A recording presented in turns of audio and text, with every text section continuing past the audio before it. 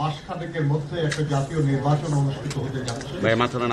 আর এই নির্বাচনের মাধ্যমে যারাই রাষ্ট্র পরিচালনার দায়িত্বে আসবেন, এই শ্রমিক ইশতেহার বাস্তবায়নের পুরো দায়িত্ব তাদের উপর বর্তাবে।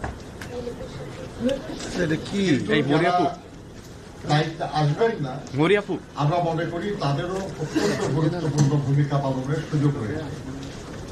তারা সংসদে এবং সংসদের বাইরে তারা এই শ্রমিক ইশতেহারে বর্ণিত শ্রমজীবী মানুষের যে আকাঙ্ক্ষা, সেই আকাঙ্ক্ষার কথা তারা পুনঃ ব্যক্ত করতে পারবেন এবং যেখানে যেভাবে সম্ভব তারা এই ব্যাপারে জনমত সৃষ্টি করা, এই ব্যাপারে প্রভাব বিস্তার করা এবং এই ব্যাপারে চাপ সৃষ্টি করার ক্ষমতা রাখবে।